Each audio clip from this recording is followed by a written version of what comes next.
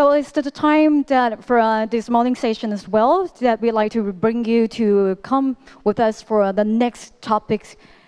Yes, of course, we are now in a dynamic world, but how to build a strong network among entrepreneurs and startups all together. There would be your very interesting session that we'd like to deliver to everyone. It's a time for the Global Entrepreneurship Network experience, how to leverage the power of global networks. That we are honored from all the panelists. Our speaker will share their insight with us today. Can we allow me to introduce our speaker who will join with us for the Startup Thailand 2017 Scale Up Asia today. We are honored from Ms. Elaine, Global Advisory Board Member, co-founder, Gen UK, Mr. Yatin, Thakur, Managing Director, Gen India founder, and CoworkIn Startup India. And the moderator, Dr. Susan Ahmed, founder and CEO of Venture Hive Metric. Everyone, please give a big round of applause in welcoming everyone on the stage.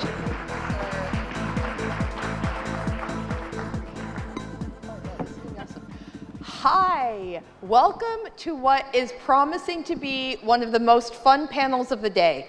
I'm Susan Ahmed, and you have no idea how lucky you are.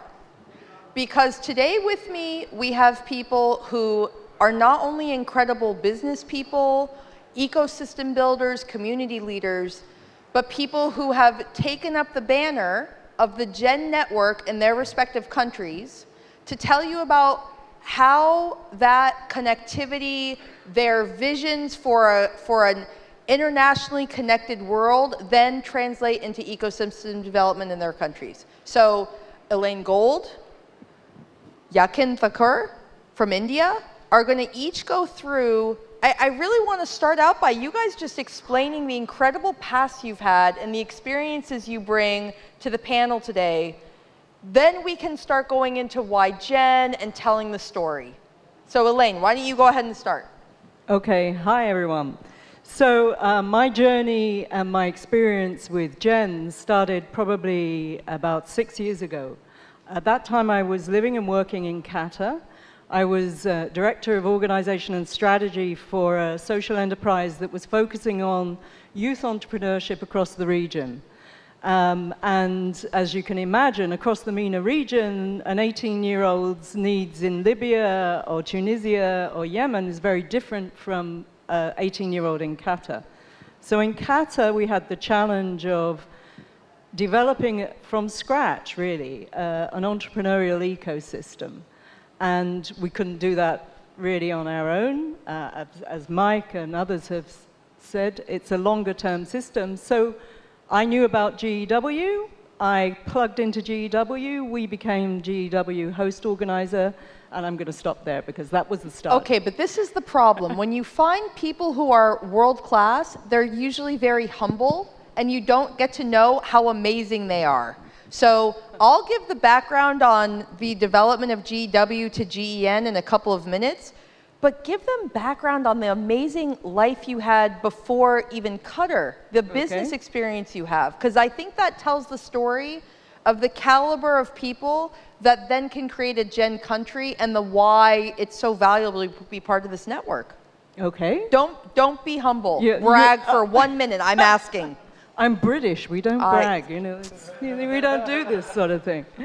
Okay, so before Qatar, I worked with a number of different companies as a management consultant focusing on personal individual change. Myself and my late husband started a business together. We focused on it for a few years. We saw it successfully developing. We got sidetracked and the whole thing failed. We completely crashed and burnt. And that's the best, to be able to then help entrepreneurs understand and navigate. Yeah, learn a lot. You learn who you are after you fail sometimes. Thank you, Elaine. Yatin, my buddy, please give them your actual background and what you've been doing leading up to then starting Gen. All right. Thank you so much, Susan. And hi, guys. My name is Yatin Thakur. I'm from New Delhi, India. My journey started when I was 16. Just like you, Susan, you started probably at 15, still getting there. We're not competing, though. It's okay. When I started at 16, my problem was I was coming from a country which has the second largest population in the world. It's very competitive. There's a lot of focus given on academics. But if you do not perform well, what do you do? That was my problem. I was always one of those person who couldn't study well, or even if I would study, I could never score well. And if I wasn't scoring well, doors for me were always closed, be it in the best engineering colleges or be it in the best management institutions. I was like, damn, nothing is going to happen for me. I'm not going to get a job, so what do I do? So when I was in 11th grade in school, I decided to launch my own venture because I was very clear I'm not going to get a job. And if I'm not getting a job, I got to create my own job. And at that point of time, I started working. I started following my passion. I launched my first venture, which was in telecom space back in 2003, and started exploring different ideas.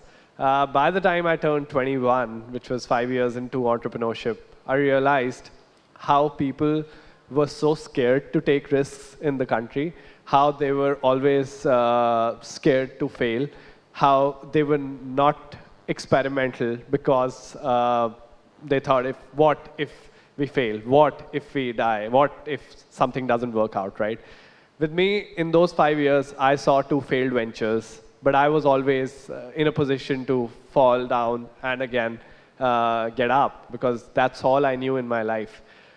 So that's what I was doing. I built several ventures. Finally, after failing in 2 ventures, I was able to sell 2 companies. And that's when I realized, okay, entrepreneurship is actually very easy. You know, it's about solving a problem. It's about doing something very simple. It's about enjoying the journey.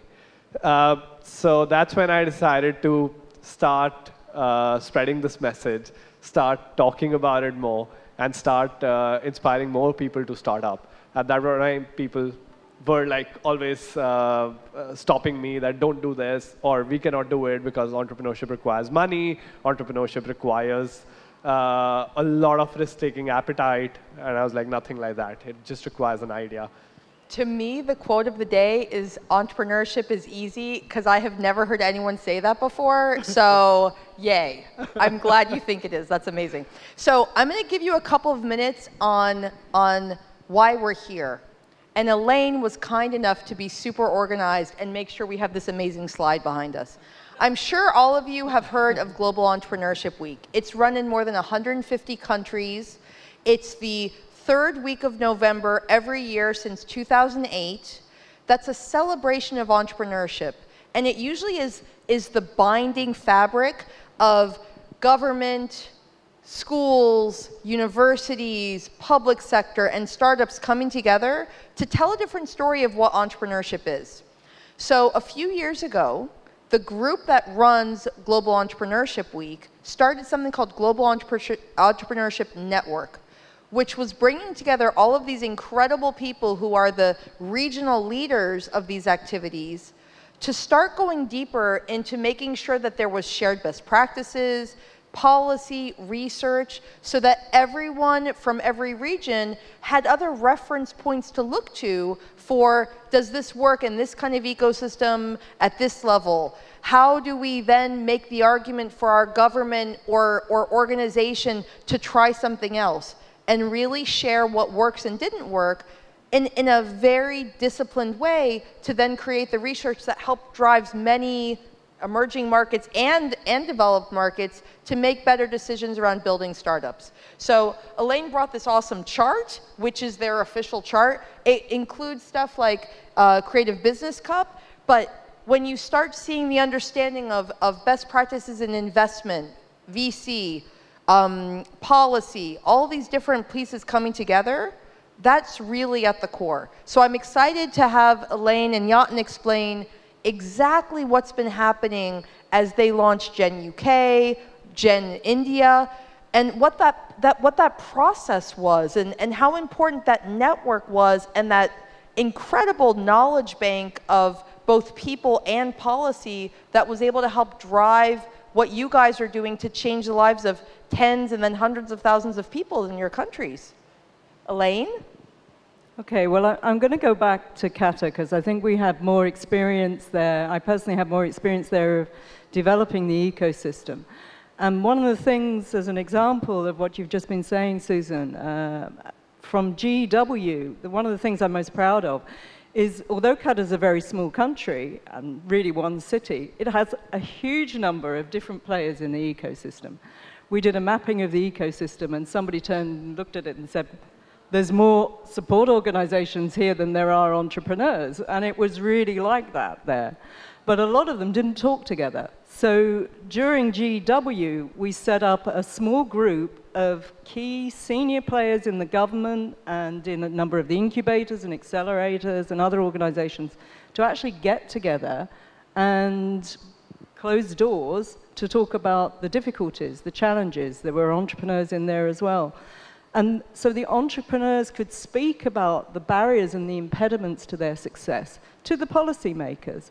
And we started the first year, and it grew, and it developed, and they wanted to meet together in between GW, which is a bit mirrors how Gen came about. And then as Gen developed, we really reached out and became part of, particularly the Global Entrepreneurship Research Network, which was really invaluable for us as an organization and Qatar as a country as it developed. Yatin, I mean, what you have been doing in Startup India has been legendary. Every time we get together for our annual meetings, getting the updates on what's been happening has been just so incredible. So can you give people a little bit of the history of how that started as Gen, and then what kind of programs and goals you've had in creating it? Sure. So I'll go back to my involvement with the Gen network. It goes back to 2013 when we all were in Malaysia for Global Entrepreneurship Summit in 2013, 4 years back, yeah. So at that point of time, there were all these startup countries which were coming together. I think you must have all heard about Startup Chile being one of the accelerator initiatives of government of Chile to promote entrepreneurship in their regions, or Startup Canada, or Startup Brazil, or Startup UK, Startup Britain, for that matter. So, at that point of time, there were about 30 countries, and they were all talking about how they are driving entrepreneurship in their countries. There were private bodies and there were government bodies all sitting together. I was coincidentally, or rather incidentally, I just happened to be there, and I saw there was no one else from India talking about entrepreneurship.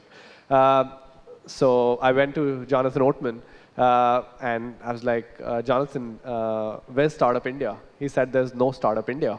I was like, what are you saying? I went back home, searched online, what are we doing on entrepreneurship, and figured out there was nothing happening. So I quickly registered the domain name, started an organization called Startup India, which sort of became a movement to promote entrepreneurship in the country. Before that, for about 2 years, I was running startup weekends, and I was promoting entrepreneurship in India. Now, how did Gen come into place, and how did things fall into play?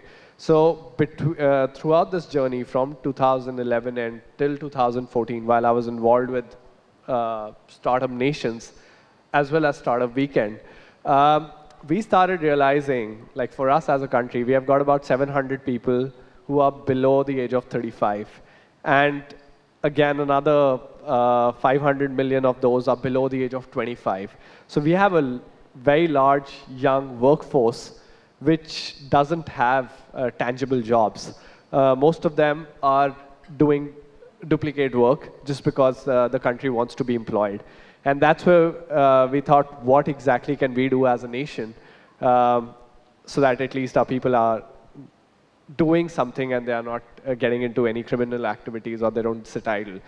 And that's when we realized if we really want to take people to the next level, if we want to give them exposure, we got to get them exposed to the global environment, because India as a country cannot create 700 million jobs.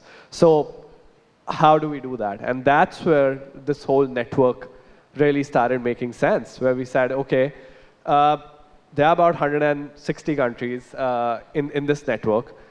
Every country requires some skill set. Every country is looking for someone to solve some problem. How about we start connecting them all together?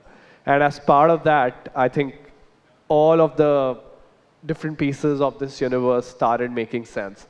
So when you talk about creating a global environment, you have to figure out from where will the money come in. You got to figure out how will the regulatory framework work. How do you migrate people from one country to another? How do you make a country more entrepreneurship friendly? How do you motivate people to start pumping in money?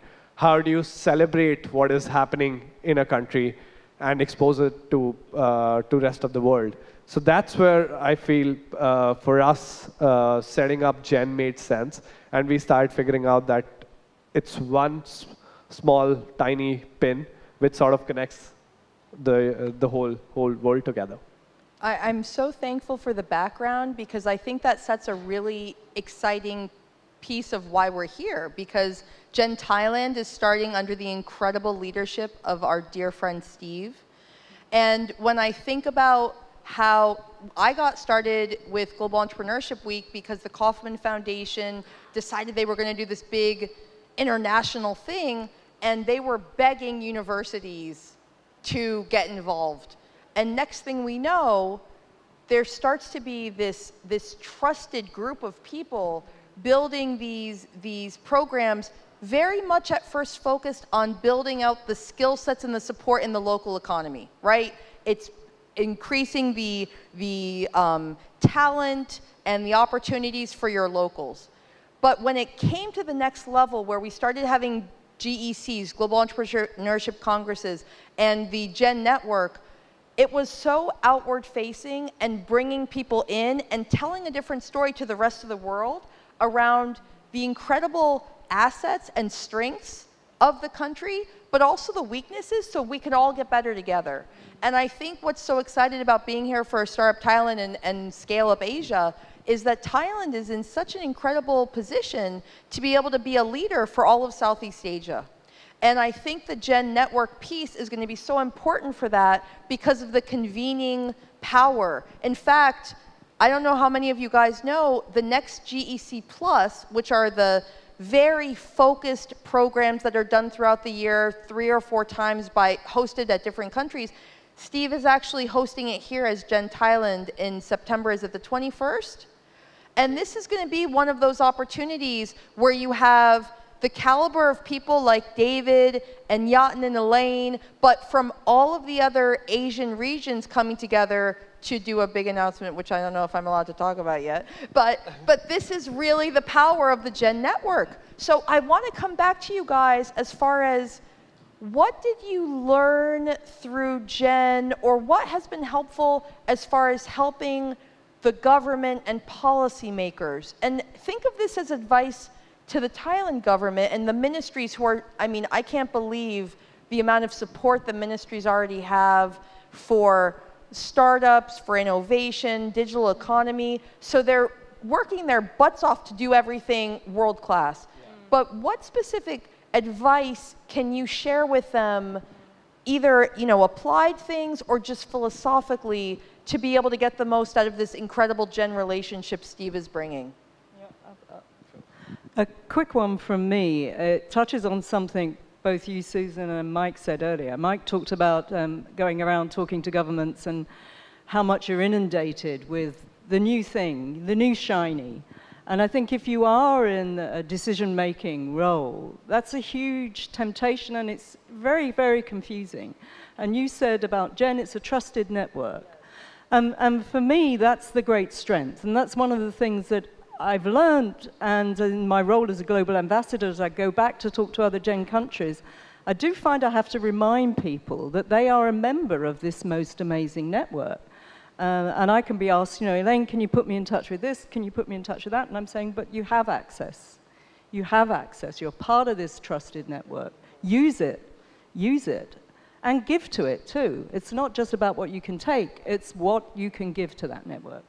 That's excellent. What else? I think for me, the biggest learning was starting from my second Startup Nations meetup, which was in Seoul, Korea, where we had Doug Rand from the White House, the guy who actually worked hard to make sure crowdfunding becomes legal in the US, and how that had a major impact in solving the problem of seed capital, to finding about what countries like Estonia have done to create such a streamlined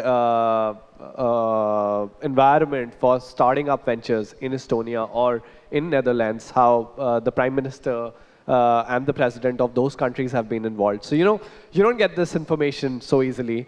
Our countries are launching startup initiatives. I think this morning Steve was mentioning Thailand is launching Startup Visa. But how do you implement Startup Visa? What all is required in it? How do you streamline the policy and processes around it? Is something which is to learn from this group. So as a group, we have been talking about a lot such things. How do you create a more inclusive environment? How do you create a single access pass where if you are an entrepreneur, you actually really don't require a visa. You can be certified and you can walk into X amount of countries and start doing business over there. To setting up your local offices, to streamlining processes for incorporating companies. There's so much to learn for the government from this forum, wherein now all different government departments, all different ministries, all different ministers have been participating in our roundtables, in our conferences, to share their ideas and their concerns. And they get that tangible advice probably every 2 months, 3 months out of this group. And they are able to implement things much faster. I think you both touched upon a couple of really key pieces there, because a lot of times we get very excited about the idea of things, but all the value is in the execution. And so the details of what are imparted when you're not just listening to a talk, but you have access to that person. And when you're part of the network, when you invite them to come to your country and share their experience with the ministers, with the policymakers, they're excited to do it because we're also committed to a global support system. I think that that's really, really key. Yeah. That trusted piece you mentioned, I can't stress that enough. I mean, when Steve talks to us and says, hey, I want you to come and talk, we're like, when are we supposed to be there? And then we're like saluting him when we show up.